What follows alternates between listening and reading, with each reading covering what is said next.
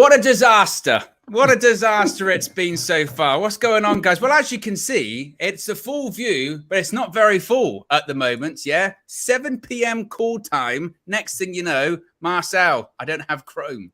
He doesn't have Chrome. I don't know what's going on with Marcel. He doesn't have Chrome. And I called him. I was like, what's going on, mate? He went, I don't know.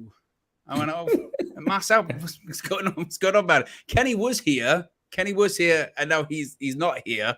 And so he's trying to work back in. It's a technical evening. There's a lot of technical difficulties going on right now. Oh, my goodness me. So hopefully this will get upgraded into a full view. I mean, it says the full view. It's kind of not, but hopefully it is. So be sure to click a like on the like button. Be sure to subscribe on Rack and Corner. Big up to Rich and Paolo. They made it. They made it on time. So big up you guys. Whilst you're here, though, we're going to be chatting about season expectations, season previews, all that kind of stuff. As Josh says in the chat, it's a disgrace and it's a cheat. It is a disgrace and a cheat. It really is as well. So there you go. Anyway, though, how you both doing? You good? Yeah, I'm good. Personally, been a good start to the Premier League season. Decent weekend. Before we continue, quick shout out to Josh actually, because that new intro has gone Super Saiyan. It's gone clear. It's absolutely amazing. I love it. 3D, 4D. Yeah. Come on. Yeah. It's very strong. That's what Josh does. You know what I mean? He's done. How many has he done? He must have done at least 4 or 5 intros over the summer. I mean, ridiculously. Honestly. I know it's crazy, but that's Josh. That's what he does. Paolo, how you doing? Very good, very good. Back from holiday, nice and fresh, ready for the new season. So I'm prepared. I'm prepared. Good. That's what we'd like to hear. I hope everyone in the chat is prepared as well. Let's start off then, because we've gone with a bit of a crazy fun. We said title challenge ? Yeah, which may have been a bit over the top for Manchester United this season. But I'll start with you, Rich. What are your predictions for the season? What are your expectations for United? Now, you've seen pretty much every other team play, or 18 other teams play this weekend. What's your predictions for United and expectations this season? Yeah, I think obviously we're talking here without much evidence, right? We haven't played a single game, a single minute this season. But looking at it, right, there's no reason why we can't be in the mix. We can't be challenging. We finished 3rd last season. I don't see a reason why we shouldn't be challenging. Personally, I don't think we're gonna have enough to, get over the line. I think my prediction is probably 2nd place this season. But we can challenge and we can push through. And I mean, my main prediction is that we're gonna do well in one particular cup. I'll leave that to later. But I think we'll be challenging this, and I think we'll be doing it this season personally. Finally, we all made it, guys. Yeah, I mean, it took us 10 minutes. Everyone's here. Marcel's here. King Kenny's here with the young one as well. Little Kenny B. Little Kenny B. There you go. What's little Kenny B's prediction for the season? What do you reckon, little Kenny? Are we going to win the league? Yeah. Who's your favourite player? Mason Mount. Yeah. Oh, come on. There you go. Marcel, how you doing, mate? I'm good, Owen. Hello, everyone. Hello, Kenny and little Ken as well. How's everyone been? Brilliant. He ran down to the mega store quickly to get that new kit. That's where he was. No, that's my old retro one. It's Marcel. Yeah. Oh no, but I had it last show, innit? I had it last show already. I know. But, yeah, man, I'm good. Thanks, guys. Just looking forward to the new season. Obviously, we're gonna start. It's Man United's turn to start next game tomorrow. So good. Get points on the board, obviously. Yes, points on the board. I'll go to you, Paolo, because we were talking about season predictions and expectations. What's your predictions for the season? What's your expectation? What are you looking for United to do this year?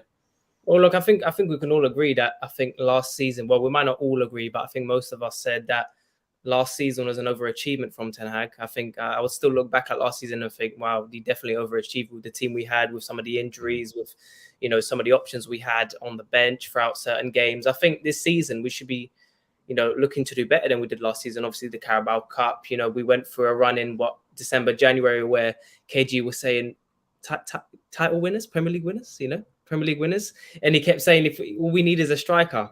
But I look right now at the window and I still think we needed a Casemiro backup, in my opinion. I still worry that, over a certain amount of games that we're going to be reliant on, possibly Scott McTominay. With Casemiro obviously not going to be able to play the whole season in the centre defensive midfield role. I still worry in that position. There's still a conversation in the fullback positions. Obviously, right back, there's always a debate there. But I still predict a better season than last, which was an overachievement. So I think that says quite a lot, considering that we done so well with a team that we expected to still get used to the system, which I think they adapted pretty well with. So I expect definitely a better season. I expect 1 or 2 trophies this season, and hopefully entering that second spot in the league. Second in the league and a trophy. Marcel, what do you say? What's your predictions, your expectations? Again, given that we've seen 18 other teams now, 2 teams left to go, Man United and Wolves tomorrow, 8 p.m. at Old Trafford. What are your predictions? Well, we start obviously with the 3 points. I think that's the most important thing. Obviously, we know Wolves' situation.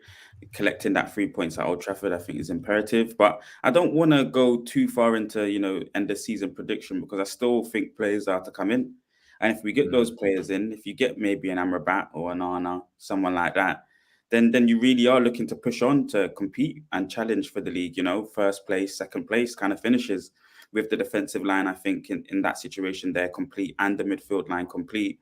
You may be looking to pick up a striker, maybe Ivan Toney in January or somebody in January to help push on and add to the goal tally, and add to the goals for the team for the season. But I would say that we're gonna have a good campaign. I think Ten Hag sound positive in the presser, and everyone seems to be excited to see the signings. Even little Ken, Mason Mount's been good. Mason Mount has been good. A lot of people have been saying negative things about Mason Mount this season, about in the preseason, but I think he's been really good. So looking forward to seeing signings, man, and seeing how obviously. Onana, just how he changes the whole dynamic of our pressing, our transitions, and if we can get, like I say, a couple more signings, Owen, I really do think we push on for the winning the league. Really? I mean, we kind of said that facetiously about our title challenge, but do you really believe we can put a title challenge in this season, Marcel? Owen, come on, man! If we get Onana in that midfield, he's a big tackling kind of player. You get maybe Amrabat as well. That midfield is complete for me. It's got so many different options to it. And then with the defense, and by the way, Paolo makes a good point, because Casemiro can't be trusted throughout the whole season, unfortunately. We might see Martinez come up from the defensive line into midfield at times. That's maybe an option. We've seen Lindelof kind of do it there. If Scott can't, because Scott did keep Casemiro out of the team at one point, but if Scott can't reach that level the season coming, then you might see Martinez, Lindelof kind of occupy that position. But we need to go into the market and maybe get another player in there to maybe complete the midfield, and like Paolo was mentioning. And I do genuinely believe it. Okay, there's no Harry Kane about, but you maybe get a striker, and you can really, really challenge for the league, man. And I think Ten Hag, that's what he's going to try and push these players for. Kenny, what do you think? What's your predictions, expectations for the season ahead? My expectations are very high. And the reason they're very high is because of what we achieved last year. I thought Ten Hag's first season was absolutely superb. And I think what we've done now is, if you look at our spine, the spine of any team is absolutely important. Look at our goalkeeper now. Look at the difference we're going to have with regards to the way that we play, our style of football. We then look further upfield. You've got Martinez, you've got Varane. Hopefully, with no Maguire. Are you with me? Everything we wanted and asked for as fans with regards to getting rid of the deadwood, we must have got rid of at least 12, 13 players, fringe players. We're now bringing in players that are not fringe players anymore. You brought Mason Mount in. It's going to, if you put Eriksen on the bench, Eriksen's a fantastic bench option. So let's go through. So, you've got Varane, you've got Martinez, you've got Mount, you've got Casemiro, you've got Højlund. We've got options on the right wing. We've got, you've got Sanchez, you've got Sancho, and you've got Antony. Let's go across to the other side. You've got young Garnacho. You've got Rashford. You've got the young lad down the middle that we've just signed. Martial, you can forget about Martial. If we get any games after Martial, it's a bonus. But we're talking about being positive. We're not looking and thinking, well, are we bringing Fred on? Are we going to bring McTominay on? We're going to bring Maguire on. Them days have gone. So why shouldn't we be positive? We've watched all the games so far this season. I thought Burnley were outstanding against Man City. Take Ireland at the team, and Burnley, I can't give them a real game. I said at the end of last season with De Bruyne, I said De Bruyne, he was lucky to get half an hour, the last 5 or 6 games of the season. He's coming to this season and he's definitely not fit, and he's showing it. You've got rid of Gundogan, you've got rid of Mahrez on the right. All of a sudden, City's creative talents have gone. So City's not where they were last season. I don't believe that for a minute. You've seen the Liverpool and Chelsea game, and I had Chelsea as the best of 2 bad teams. Arsenal yesterday looked good going forward, but when Forest turned them, give you chances, Alanga absolutely flew, and Declan Rice, he was waiting for a taxi so he could catch him up. So I don't see why we shouldn't be positive as a team. I think one of the things that I'm hoping for is that we get to January, we're in the mix, we've got a new owner, and they will want to make a statement. Now, the statement last year was about Weghorst. The year before, and you see where I'm coming from? Yeah. So if we have a new ownership and you want to make a statement, you can't do it this summer. You can certainly do it in January. We can get things sorted. And and I want to see other players come in. I want to see Amrabat come in. And I would love for Mbappe to go to Real Madrid and Real Madrid sell us Tchouaméni in January. It looks like today, Kenny, looks like Mbappe suddenly, he likes it at PSG again. He's back in the squad. They're saying he's going to sign a new contract. The hokey continues with Kylian Mbappe, certainly. I think, look, it's difficult, isn't it? It's difficult. Yeah, I mean, we do these predictions. Exactly. From a United perspective, let's think where we was 18 months ago. Let's think, McFred, and it goes on and goes on. The players, the style of play that we've asked for, we're getting. We are getting. We might not get the individuals. We might not have an Harry Kane. And, and we all would have been happy with Kane. But when you look at this young lad, he's 20 years of age. He's got great, fantastic potential. He could be our future. It could be our future. So we've no reason whatsoever not to be negative about our new season. That's me. No, I agree. I agree, certainly. I think you're right. I think it is important to keep perspective on, like you said, where we were 18 months ago. I mean, I tweeted about the other day, the difference between the last team that played under Ralph Rangnick to now it's so different. It's ridiculous. You look at these key tentpole players that were at United for a long time or widely associated with United for a long time, like De Gea, Ronaldo, Fred, even maybe McTominay, Maguire, all seemingly going to be leaving. And maybe younger players or more established players that we can look at and be more confident in have come in. I think that obviously, look, it's really difficult to predict where we're going to end up now because lots of people are talking about it today, saying that first game of the season, a couple of seasons ago when we beat Leeds 5-1 or whatever it was, we ended up having one of the worst seasons we've ever had. So irrespective of the result tomorrow, you can't get too carried away.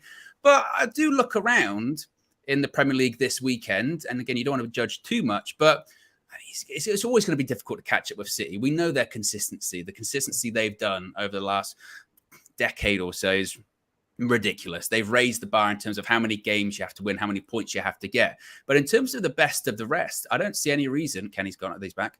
I don't see any reason in terms of being the best of the rest why United can't be that, and then maybe be that team that maybe pushes City this season. I think it's going to be really difficult because I'm just not sure our consistency.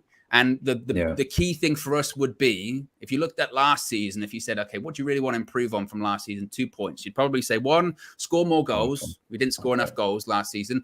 And 2, if you're going to really challenge or push City, you've got to win your away games. And that's what we didn't do last season. It was away from home. We just weren't good enough. If we keep up the same form we had at home last season and add in just half more victories away from home, we'll be pretty close. We'll push them a little bit. We'll be that team that tries to challenge them a bit. So that's really the thing I think United have got to look at. But that would be my expectation this season, would be that maybe, like we said, third last season, maybe push for second this season, go quite far, maybe in the Champions League. I'm not saying win it. I think it's actually, ironic enough, it's probably easier for us to win the Champions League than the Premier League, because tournament football, cup football versus consistency of league football every single week, I think we've got a better chance. So maybe that's what we'd be looking at. But again, it's very difficult to judge. A couple of super chats already here. Keegan says, it's all right, Marcel's getting shots already. Says, need minute on the panel. She is a counter for the BS that comes out of Marcel with a capital L. Also, Josh needs to school vibe on how to make the content. Big up, Josh. Come on, Marcel hasn't got BS. He's just, you're a prophet, aren't you? It comes later on. People don't believe you initially, and it comes later on. Believe. That's what you got to do, believe. Amanor with a super chat says, we need another striker, e.g. Tony in January 24. I just would say with this Ivan Toney thing, a lot of people say that. Go get Ivan Toney in January. I cannot see a reason why Brentford would be willing to, if they're going to sell him, they'd sell him now. Not when he can just come back and have, you know what I mean? They'd have waited all season, then we get rid of him. I don't think they'd do that. Abby says Scouse has already dropped points. And Joffrey says, would you take Tyler Adams? He's an engine. Again, other players, well, I think midfield certainly we're looking like we're going to be getting Amrabat coming in. Let's go around again. I'll start with you, Marcel, this time. One player this season that you think is going to stand out that you're looking at is going, I think he's going to have a really good season. This is going to be the one. Wow, that's a good question, because I was going to ask you guys if you guys think Sancho survives this season. I was going to ask that as a question, and then I had another question in terms of two standout players in terms of breakout season. But the player that will stand out this season, I think it has to be none other than Bruno Fernandes. That's right. He's going to be clear and consistent again. If it's not him, it will be Mason Mount, because the reason why we weren't as creative on the right-hand side is because we didn't have a player occupying the same half spaces that Bruno occupies on the left side. So it could be Mason Mount. He has, a massive pressure on his shoulders for that number 7 shirt, but it's history that he will be creating, in every single game and every single season. So I think he will be able to do it. And it will be Mount or Bruno. Those two pockets there, we're finally pulling away from the double pivot system. It looks like it's going to be a specialist 6 with, 2 kind of 8 share in the 10 space. So it will be one of those two to have the breakout season, to start the creativity, to start the added goals, or it will be Andre Onana. Owen, I think it will be Onana, simply because the whole dynamic of the team is going to change now. We're going to be maybe 10, 15 yards higher up the pitch. Beautiful, line breaking passes in the midfield third and in the defensive third for sure. It's going to be, 50-60% possession to Man United in most games just because of that little difference. So that could be a huge benefit for us as well. Yeah. Paolo, who do you think stands out this season? Do you agree with Marcel? Someone like Onana? What did you make of the Onana, I wouldn't say criticism, but the sort of the weirdness that surrounded the attack on him? No, I think Onana's a big shout for the season. I think when you look at his, his game and stylistically what he brings to the team, I think now he's one of these players where you look at and you think big difference. The same when Martinez came in and he substituted both Lindelof and Maguire. You saw the difference at the back, the stability we had, the playing out from the back. I think Onana is going to implement that sort of difference into defense, but still being able to implement that attacking influence on the game. It's like we look at Martinez, you can play in that defensive midfielder. I do want to see that more this season from Martinez, and I think that Ten Hag does need to use him there this season.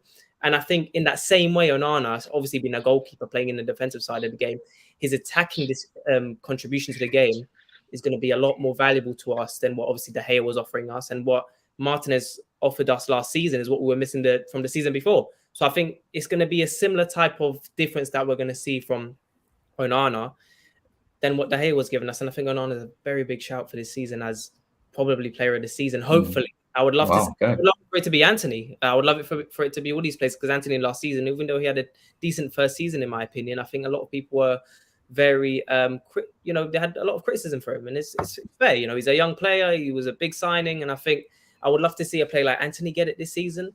I would love to see his game build to a different level, but you still need to give him a lot of time, really. He's still a very young player, but I think Onana's a big shout. It's weird, isn't it, with a goalkeeper? You kind of don't want him to be player of the year because you don't want him to be that busy, do you? It's like with the De Gea. If De Gea, when he got one of those players of the years, all of those years, it's like, that can't be good. Really, it's like a goalkeeper being man of the match. Rich, who do you think is going to stand out? I'll go Karen, Paolo. No, I was just going to say, that's the thing. I think if he is player this season, I hope it's not from that, but I think it could be from the aspect of, look at the attacking influences bringing into our game, and look at it. He could get maybe 2-3 assists this season. When was the last time De Gea got 2-3 assists? Do you know what I mean? He's that type of goalkeeper that can be that sort of influence in the game, and I hope he is this season. Rich, who do you think is going to stand out this season? Do you subscribe to the Onana theory, or someone else, someone that's already been there? Yeah, well, I think I fully agree with Marcel, because I was going to say Bruno initially. And then when he said Bruno, I thought, let me go down a different route, and that was going to be Onana. But firstly, I think we do need to look at Bruno as probably the guy that's going to stand out this season. And the reason I say that is, if you've been watching him pre-season, if you've been watching how he's been carrying himself since he got given the captaincy, he's acting like he's got a point to prove. He's acting like he has to prove that he deserves his captaincy almost. And, I saw, for example, for those that do play Fantasy Premier League, I saw the other day that they were doing, why should I pick you in my team kind of thing? And Bruno was like, because I'm cheaper than last season and I'm going to do better than last season. So he backs himself and he's going to push himself forward. Like, as I think the only thing that will, query that is if he plays a lot on that right-hand side. And I'm hoping he doesn't, because, I don't think many of us really agree with him playing that right-hand side.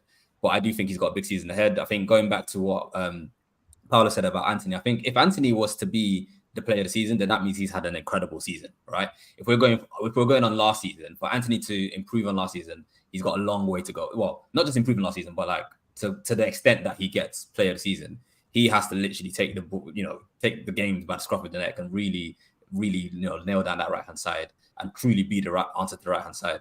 So for me, it's probably going to be Bruno or Marcus Rashford, because Marcus has got to once again build on the last season that he had. I think last season he finished with 30 goals or something or so, around 30 goals. Yeah. If he can do 30, 35 again, 40, I think he said he wants to do 35, 40. If he can do that, then really he's put himself out there as now like, a top striker, top baller. And then, we could go through the whole team, but then you're hoping Højlund even. I mean, I'll take 15 goals from Højlund in the Prem and I'm happy. So, but that's my thoughts. Those players, I think, are the guys that are going to be probably stand out this season. Yeah, it's interesting you mentioned Rashford, actually, isn't it? Because he had such a great last season. He had this great goal scoring year last year, but he's almost already not been forgotten about. But people are still judging him based on seasons past. They're going, "Oh, Rashford." Yeah. You think actually the numbers he put up last year were incredible. Now it's upon him to do it again. He's got a new contract. That's what the best players do, isn't it? Kenny, who do you think is going to stand out this season? Who are you looking for? Oh, was that for me? It was for you, Kenny. Who do you think is going to stand out this season? No, I know. Onana. He will have a massive influence on our team. I do. I think everything about our style of play will be dictated. It will be coming from the back. It's already been mentioned. I see him getting a couple of assists. When on the Lens game last week, you could see that Casemiro was virtually living in the centre circle. Now, when we've had De Gea or whatever, we've had Maguire at the back or Lindelof or whatever, Casemiro's there protecting people, and it gives Casemiro a different role altogether, and he's forever pushing them, go forward. It reminds me of Schmeichel, that once he gets the ball, he dominates it. Once he gets the ball, he wants to get rid of it straight away. So he's looking to create from as soon as he gets either ball to his feet or in his hand, he wants to create. So I think he'll have a massive influence on our style of play. I really do. And I think with the speed that we've got on the flanks, I think we're in for some exciting football. I do. Yeah. And I think on that note, but on that note, I think if you watch a lot of the games so far this season, a lot of teams are actually playing high lines. Maybe it's tiredness, maybe it's just early season, the ill discipline, but they're really pushing up high lines. So then if Kenny's there talking about, Onana, playing those line breaking passes, playing balls over the top, Bruno doing the same with Rashford running down the wings, Anthony running down the wings. I think if teams stay playing this kind of high line, we're going to get a lot of joy in the transition kind of football we're trying to play. I'm really looking forward to it, to be honest. I can't wait for the game tomorrow. I agree. I think you look at Villa. You look at Villa yesterday at St James's Park. Their line was ridiculous. That's why they conceded 5 goals. They just got picked off. Even today, watching Chelsea versus Liverpool, their lines were so high. And I think, as you mentioned, the people like Rashford, particularly on the counter attack, and having that player not only like Onana, really, but this is another person I was going to mention is Lisandro Martinez. I mean, I don't think sometimes we sort of think that much about just how important and how good he is for a player that came in last season that got just ridiculously criticized and judged straight off the bat by like the Jamie Carragher's and the likes of he's too small, he can't play in the Premier League, he's not a centre back, he's not this, that, and the other. Very quickly shut them up. And also as well, when he got hurt against Sevilla Like our season, we fell over the line a little bit. And I'm not saying that's just because of Lisandro Martinez, but he was a big part of that. He really was. We missed him so much. That game when we played away at Sevilla, if that ball from De Gea goes to Lisandro Martinez instead of Harry Maguire, maybe it's a different situation. You're looking at certain other games, just the calming, for someone that's so aggressive, he's almost a calming influence at the same time because you know his capabilities with the ball at his feet. So I'm looking at him and I think he's going to be a standout for us this season. I'm hoping, and this was going to be my next question to you guys, about who has to prove themselves this season. I'm looking at probably two. I'm looking at Anthony and I'm looking at Sancho. Now, I think Sancho, he had a good preseason. I was actually pleasantly surprised by him towards the end of last season. I wasn't sure. Played in the false nine a lot across preseason, but I think he's a viable option. He looks sharp. Anthony, you never know what you're going to get with Anthony, but I think the biggest frustration with him is you know that he can do it. He did against Alonso at Old Trafford for 15 minutes. He was excellent. He does the pass through for the Rashford goal, scores his goal as well. So they'd be the two that I'm hoping prove themselves this season, because if suddenly, like we were saying earlier on, if Anthony suddenly shows that he is, I mean, his price was sort of overpriced anyway in the end, but if he shows he's like a £60 million player or more, then we've got a heck of an option on the right-hand side. Marcel, who do you think is going to prove themselves, or who do you hope proves themselves this season? Well, I like that list so far. I'm going to add Garnacho and the right back position as a whole to that as well, because there's still going to be competition there. Pavard, if Pavard does come in, he can play right back, and the moment that any one of those two slip, it's Pavard going in. He's kind of the perfect balance between both. You know, he's good enough defensively 1v1, and I think he's got a lot more creativity going forward than Dalot at the moment. Even though Dalot looks like he's mastered the position, you know, in terms of knowing where to be and when to be in certain spaces. He's really good at roaming about in the right back and getting up and adding himself into the forward line. So he seems like he's good in terms of the offensive option. But obviously, we've seen clearly Wan-Bissaka's ability defensively is just way and above an average defensive player. So there's a good bit of a mix there, but Garnacho for me as well, because I'm looking at Rashi, you know, when everyone said it, Rashi is going to be the left wing. So, you know, if Rashi does have to at some stage maybe go up to the forward line, Garnacho has to hit the ground running, or he's trying to basically be ready for whenever Rashi kind of takes the break. He needs to be able to kind of have his stand-up performances and score big goals. You know, we can remember last season against Fulham in the last-minute games, you know, helping us win games, and he has to be able to be that guy again this season. So hopefully he has to kick on. Sancho as well, massively. I'm really worried for Sancho. I don't think he makes it this season, if I'm honest. Big shout. With Anthony on the left-hand side. Don't get me wrong, a lot of people saying Højlund is a lot like Haaland, and Sancho, you know, likes players to burst through the lines, you know, a lot of players to, you know, someone to pass the ball to it ahead of him a lot of the time. So maybe he does become really creative, but I didn't really enjoy him in the 10. I don't really fancy him in the false 9. He's not really got enough. He's not looking much of a Man United player for me, but, you know, a big season has to come from him as well. Kenny, what do you think? Okay. Who are you looking to prove themselves this season? Would you agree with Marcel? Would you disagree? No, I still have Garnacho. Young Garnacho is an impact player. So I have a sneaky feeling he may start Sancho tomorrow night on the left. I do. I think, you know, I think he wants to start Rashford down the middle. I think he'll look to have Anthony on the right-hand side. It wouldn't surprise me if he started Sancho on the left tomorrow, because I think he has young Garnacho still has him as an impact player. When Højlund does play, and when Højlund does start to play, my one little reservation about Anthony and Garnacho is their ability to get wide and put crosses in for him. I think you could see Højlund gain as many assists from Dalot or Wan-Bissaka, and Onana and Luke Shaw, because they're going to be the ones that's putting the crosses in, albeit from a deeper end.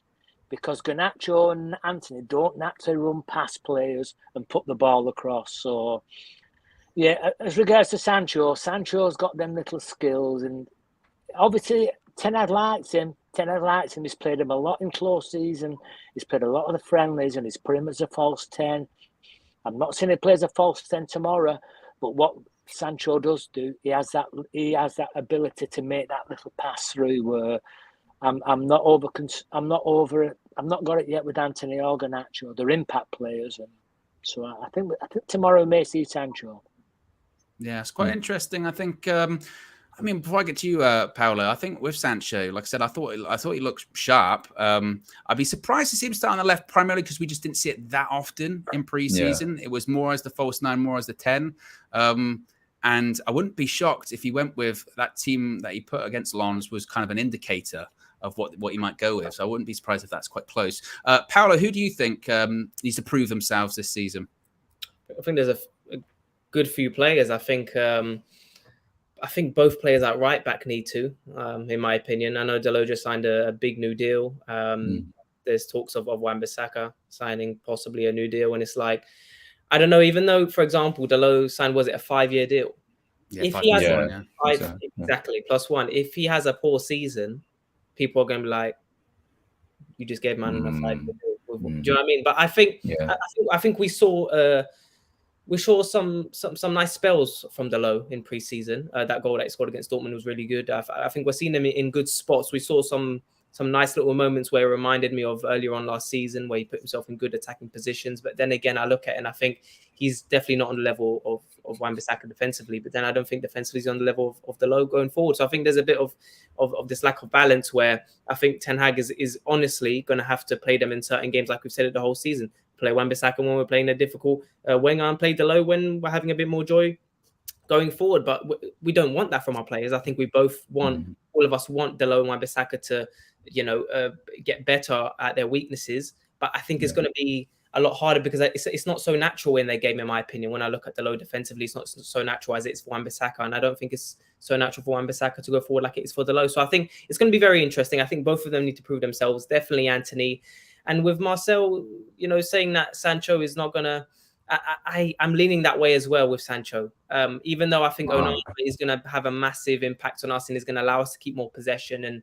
And I still think it's going to be difficult for Sancho because he played in a team years ago in Dortmund who were, possession-wise, they were dominant. They were really dominant against most teams. And I don't see us this season be completely dominant. And I think Sancho, as we've seen after 50, 60 minutes, I don't see how his cardio and his consistency and his endurance and his quality across 90 minutes is going to get better, because I think that's something that you don't just develop that to the point where it becomes a phenomenal part of your game. I don't think so. I think that comes naturally. I think some players are just built like that. Bruno last season, ridiculous amount of games he played. I think that's built within him and his attitude and really, if you want to talk about damn genetics and all of that, he can play games 90 minutes for almost a whole season. I'm not so sure Sancho is built like that, but it doesn't mean he can't have a good impact this season. So I would say definitely the players out right back, Sancho and Anthony are definitely there.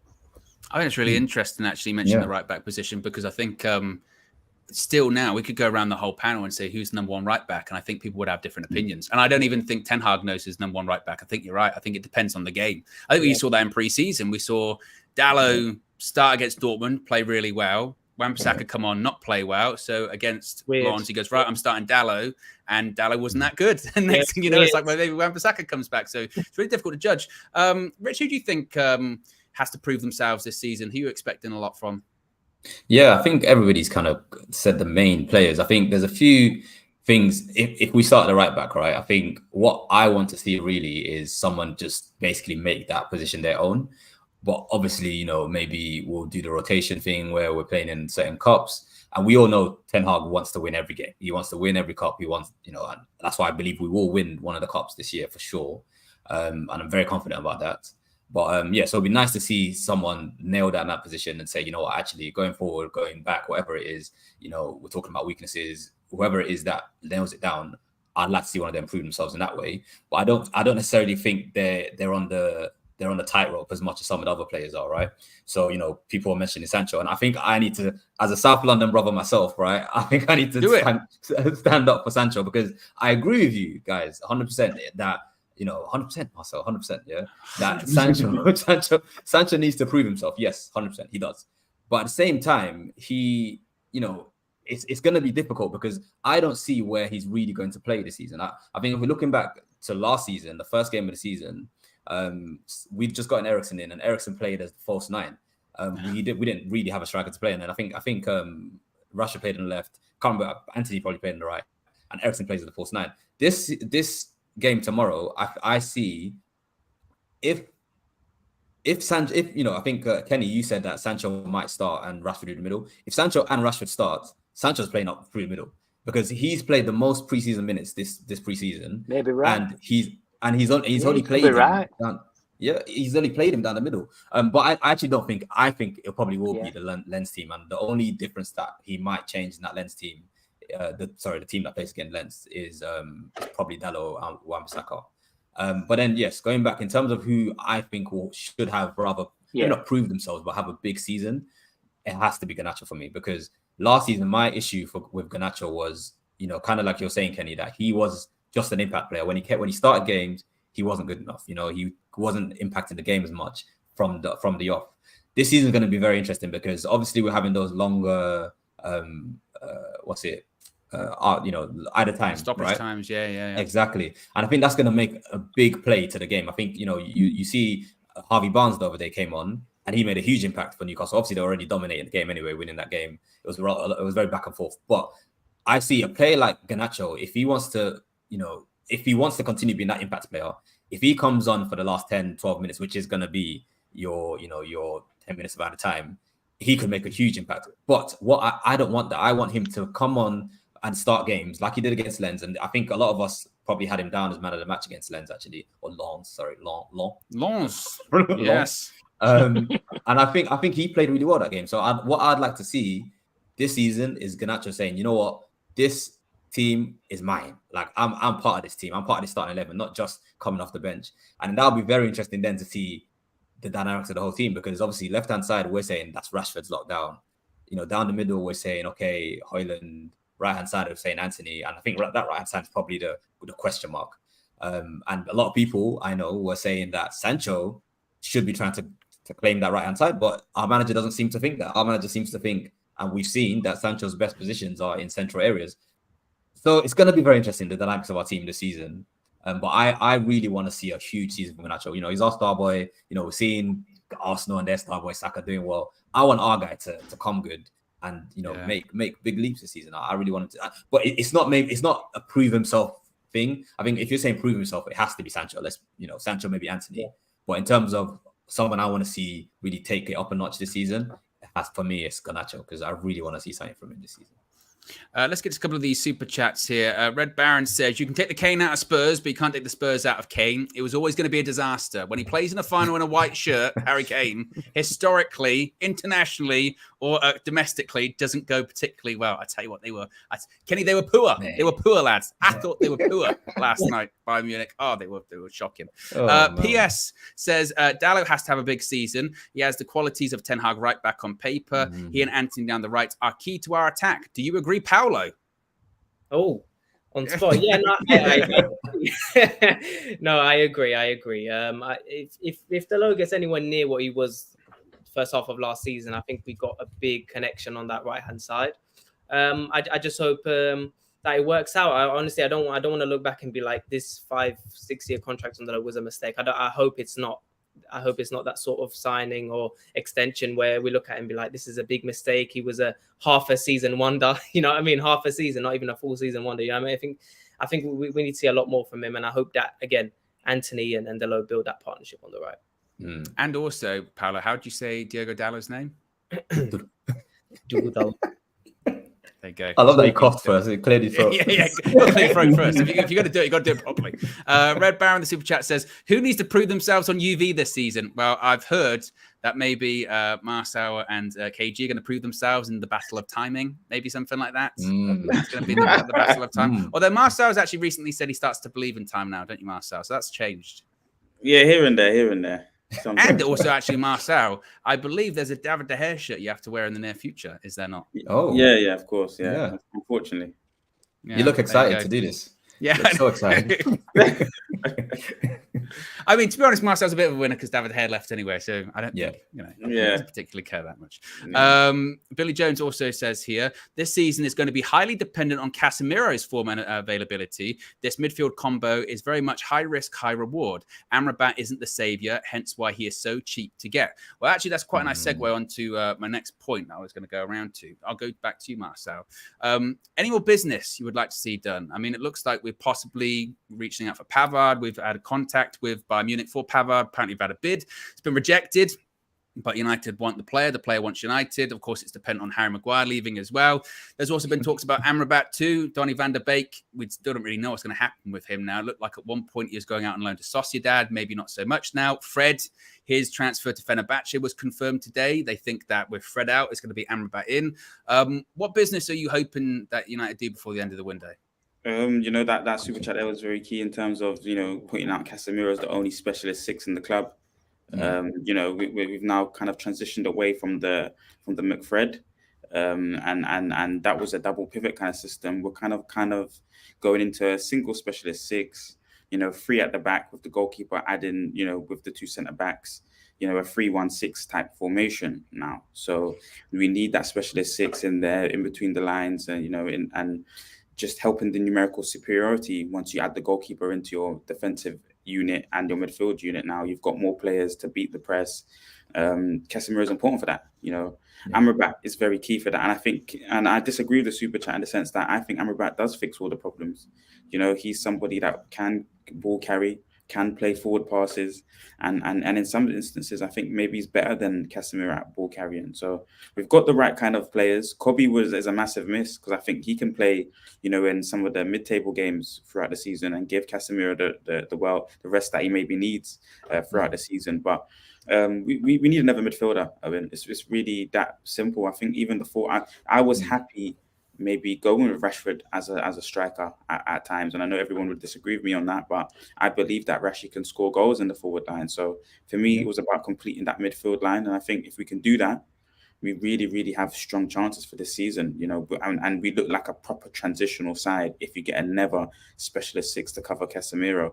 You can mix it up. Mount can go in the 10. You've got Eriksen in the 10. You've got Bruno that can go in the 10. If you can get a couple players that can play the 6, then you're in a good position.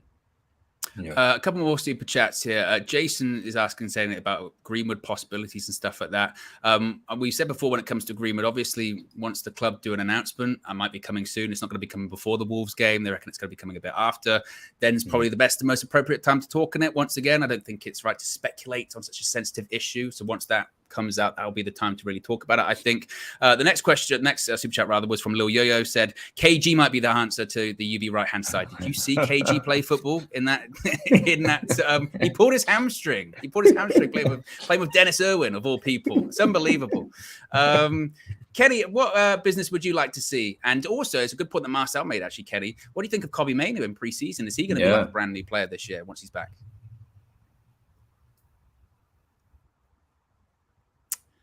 Wow. I think we lost him. Stunned into silence. He loved it though. Look at him. He loved it. He loved it. He loved it. I might be back. You're back, Kenny. Did you hear the question? I am. I'll repeat the question. I'll repeat the question again. What do you think of business you'd like to see? And also, what did you think of Kobbie Mainoo in pre-season? Is he going to be like a brand new player once he's back? Yeah, Kobbie Mainoo will be the future, basically. That's my. I thought it was excellent. Yeah. I want to see Amrabat coming in, and I would love to see another centre back, be it Tabigo or Pavard. Either of those, they're both different.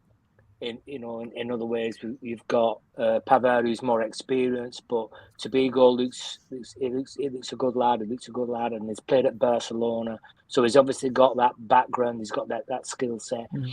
But Amrabat is a must. What we saw last year when Casemiro came in, Casemiro for the first half of the season was superb. But what we also saw as well, he had a tendency to get himself boot when he shouldn't have done, and certainly get himself sent off because he was getting involved in little scuffles and and defending Anthony, and people thought it was great. And then all of a sudden we lose Casemiro, and Casemiro comes back, and it wasn't the same player. Second half of the season, it wasn't the same player. So we have to have Casemiro firing on all cylinders, but we also need someone like Amrabat to come in. And I'm not seeing any of the names in the frame apart from Amrabat. What we have to be mindful of is that Caicedo, Lerva are either going to Chelsea or going to Liverpool. What we can't have is us now hanging fire till we get a bit more money in. And you can quite easily see Liverpool stepping in for Amrabat. You know, it's been mentioned, been reported by Fabrizio Romano or Bayern Munich and Liverpool are looking at him as well. All right, he said he wants to come to Man United, but if we can't get them pound notes ready within the next week or so, you could see another team coming in for him because he wants, you know, he's made his mind, he's going to leave. So we've got to get them pound notes ready and we've got to get Amrabat in sooner rather than later. Yeah, I mean, you're right. I mean, that whole midfield situation. I mean, today you saw it between Chelsea and Liverpool, didn't it? They're crying out, both of them, for defensive midfielders. Yeah. I mean, to be honest, if Chelsea get both, if they get Caicedo and Lavia, oh my goodness me. Yeah, he'd fit in both. Absolutely, no doubt about it. So I agree with you. Hopefully now that Fred's gone, then maybe that does kind of start that one up a bit. Rich, who do you think... Tom Bowley's already said he'll happily take them both. Yeah, exactly. Yeah. He's got the money. Rich, what would you like to see in terms of people incoming positions or players or what have you? Yeah, I think you know, not to beat a dead horse, right? It's definitely a coverage for Casemiro, right? Especially with Mino out or Mainu out for a little while, coverage Casemiro. So Amrabat goes without saying, because if we've all seen Casemiro at the start of the season or whenever he comes back from injury or suspension, he doesn't really hit the ground running straight away. And right now, actually, if let's say tomorrow, God forbid, he gets injured, who's his coverage right now? Like right this moment, McTominay. I don't even know if is he match fit. I don't know. And obviously we're trying to get rid of him, right? But then just to kind of go down a different route, we actually do need, I think, that kind of coverage for Maguire, right? So right now we've got Varane, Martinez, and Lindelof, right? And obviously Luke Shaw can do the whole coverage thing on the left hand side, but we don't have coverage for Varane if he gets injured. And he's been complaining about overloading matches already, so he definitely doesn't want to get overloaded in matches. So if Maguire does leave, which also seems to be a question mark because for some reason we've got some issues with personal terms, Maguire, bro, it's time to go. Let's just leave the club. But then we're talking about Pavard coming in, and I wasn't the biggest fan of the Pavard move. I have to be honest. I was more going down the Todibo route. But then you do a bit of research, you read a little bit, and then when you think that apparently now Pavard is the main guy that our main target rather, and the reasoning behind that I think is if you then look at Mason Mount, right? Mason Mount wasn't a signing that probably excited most of us. I mean, and so far he hasn't really excited us either in preseason, but that's irrelevant because it's just preseason. But Pavard, I think, is under the same kind of category. He doesn't really excite me. He doesn't really fit. I don't feel like, oh, yes, great, we're getting in a Pavard or Mason Mount. However, Ten Hag wants these versatile and dynamic players. And, Pavard is that, I guess. He can play right centre back. He can play right back. He's got that kind of all-round in those positions or in his specialist positions capability that Ten Hag seems to want. And I think what we're seeing now is Ten Hag is building a team. He's trying to build a complete team in the same way that maybe a City had as well, or have. He's trying to have players that can play versatile positions. You can see the way he uses Bruno. He uses on the right sometimes. We don't like it, but he loves these teams and he loves these players. That are kind of hybrid, that can play in multiple positions or and cover multiple places. Luke Shaw is a prime example. Luke Shaw for him. I remember when Luke Shaw first played in left centre back. He was like, wow. Shaw's amazing. I can't do his voice, but he was properly clear, excited about the fact that it's clear. And he was so excited about the fact that Shaw could do that.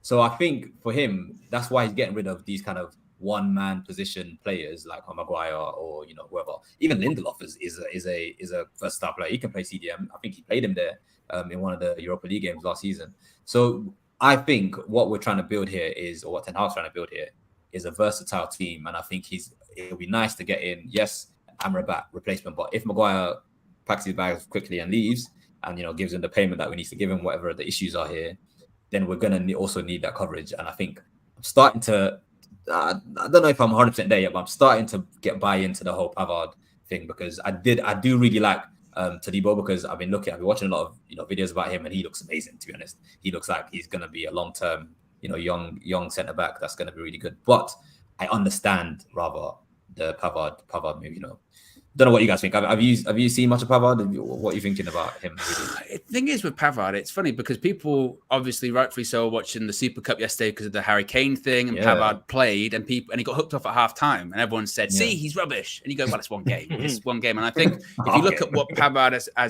half exactly 45 minutes, what Pavard has achieved throughout his career, it's got to be worth something, hasn't it? I mean, multiple time Bundesliga, fine, plays for Bayern Munich. He's won the Champions League. He's won the World Cup. He was a big player in the World Cup when France won it. He's got a fantastic goal in that World Cup as well. Unreal. So I think that, he's not even really old, 27, I think he is, not even super old, as you mentioned. Versatile. I think he wants to play more at centre-back, but I think you're right. I think Ten Hag looks at it more of, well, okay, Malassia's out at the moment, so I've got one left back. I can play Dalot left back if Shaw is unavailable for what reason.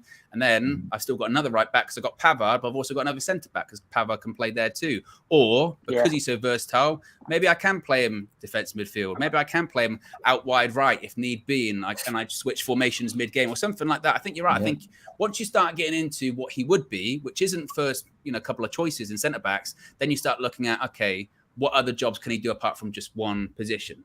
And I think with Tadibo, I agree with you. I do look at it as, well, he's 23. He's got a much higher ceiling of where he could be. And who knows what's going to happen with Varane. It might be at the end of this season or next season. We're talking about, maybe we need someone that's, less injury prone, what have you.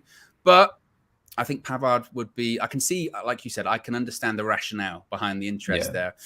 Paolo, what say you? What do you think? Who would you, what other business would you like to see United do? No, I think you guys have pointed out the obvious ones, and I was going to say the exact same thing, Owen. I think when you look at the possibility of getting another centre back if Maguire goes, and I think he is going to go. I think he really is going to go. I hope so, please. He wouldn't. It's interesting because I think right now getting another centre back is 50-50. Honestly, I think he might look at it and think Dalot can play left, Luke Shaw can move into centre back. If Malassia's out, you always got. I mean, let's not forget Lindelof has played at right back as well. Honestly, In the last case scenario, you can play Lindelof at right back. Obviously, you still got 1% of the Dalot at left back, Luke Shaw at left centre back. You've got a lot of versatile players. So I'm still a bit 50-50 on whether we'll get another centre back, but I do think we do need. I think again, Pavard is a perfect versatile player. I don't think he's the perfect player, but he's a perfect versatile player in that scenario who can play in some of those positions really. So I think those are the obvious ones. I don't think there's. I mean, look, the striker position is still a bit up in the air for some of us. Definitely, I know Marcel said Rashford in the striker position could definitely still score goals. And remembering last season as well, Rashford wasn't, in my opinion, that good in the last 6-7 goals he scored that last season. And I think that this season can still be a season where he can grow and get into. If he can have that peak season that he had last season, but just try and drag that a bit more. He can really, shut everyone up. I think because he scored a lot of goals. People saying, he's not having a great last few months of the season, but because he was scoring, it was like you can't really say much about him. Do you know what I mean? But apart from that, I think you guys pointed out the obvious ones. But I'm not too sure we're going to get a centre back. He might rely on versatility, really. I think there was talk. The striker was interesting, though, Rich. Exactly. Because Rashford even said it himself. Did the interview with Gary Neville, didn't he, Rich? And he was actually it wasn't that good for the end of the last season. I was injured. So is there any possibility we get another striker? Do you think, Rix? I think first of all, I have to say I was heartbroken, right? That Kane went. I was still holding out the smallest morsel of hope that, and I saw you were like, oh, maybe we can get next season on free. And I really did want Harry Kane. I'll just be honest and put it out there now. I really did want him. I wanted Harry Kane or Evan Ferguson and Højlund, right? Not just one of them. And I think as a result, there probably is that kind of, back of my mind, maybe we will get a striker, but there's just no one there. There's no one that we can realistically, that I know of anyway. I don't know if maybe Taremi, I think was one of the other options. I don't really think there's anyone else that is available. So I think on that note, I think Ten Hag's he's already said that I'm happy with the striker I've picked, even though, we know our manager's a liar at times. He does lie. So, I mean, like I said, I'm just devastated, really, that Kane went. And he looked devastated as well. He doesn't want to be there, man. He's like, what am I doing here? Why? I want to win one trophy and leave and go back to England. But anyway. You know what's weird as well? I feel like this whole transfer window, we haven't really been completely linked to one specific striker. I feel like there was always a conversation in midfield. There was always a conversation in other positions, but not in the striker position. And we ended last season thinking we need a striker. We need it. Like that should be one of his first priorities. And I don't feel like we've look. There was possibilities of Kane. Marcel obviously was wishing for Kane straight up. Marcel said we need Kane, and then there was also Gonzalo Ramos, who's now obviously left Benfica. We weren't really linked to. We were in January, but I don't know why we didn't try and go for him. You know, I think again another good young player who I think would have done well, good in the air, quick, powerful, physical. But look, we'll see what happens with the strike position. Hopefully, it works out. A couple of super chats here before we wrap things up and we get everyone's final predictions. Red Devils 99 says, Marcel, I think there's words missing from this. Marcel, what are you seeing that we can't this season? I'm not sure what that one means. We're going to be undefeated at home. We'll go unbeaten at home this season. Come on. Unbeaten at home. We'll go to be honest, we won't lose a football match at home this season. Apart from the Brighton result, did we lose at home last season? We didn't, did we? It was just a Brighton one.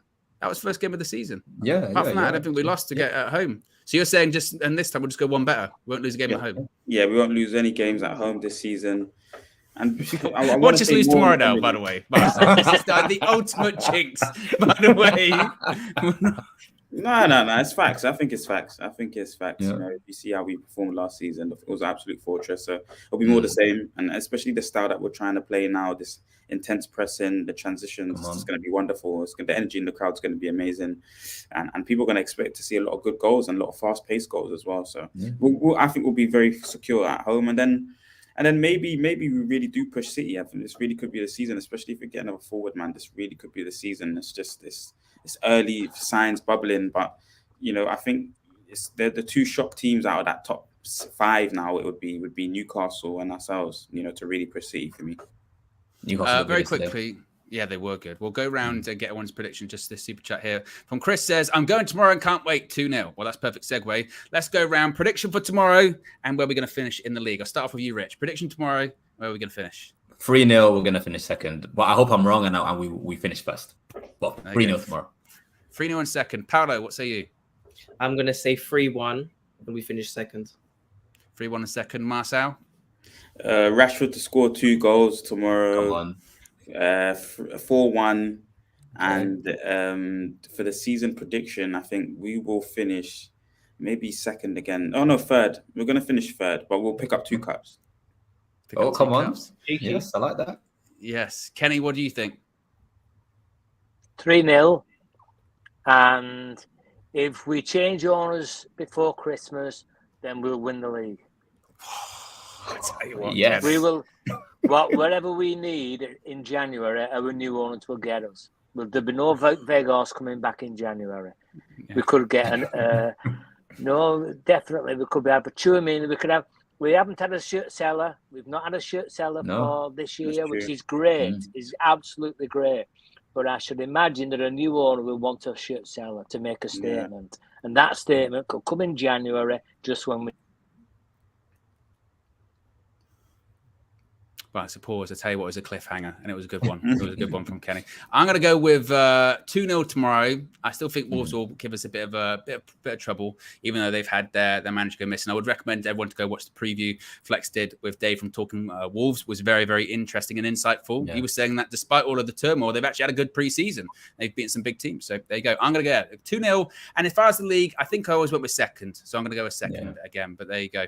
Be sure to smash a like on the like button, guys. We've been so engrossed in conversation. We've had over 1,800 people watching, less than 500 likes. So if you haven't already, click the like button. Be sure to subscribe, bottom right-hand corner. We'll be back tomorrow morning, 9 a.m. And then it's match day. So we'll be live for the match view as well. Plus full-time views back and all of the fan views and all that kind of stuff.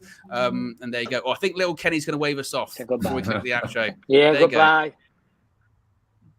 We're all waving. There you go. All right, we're out of it. Have a good one. Peace. Come on, United.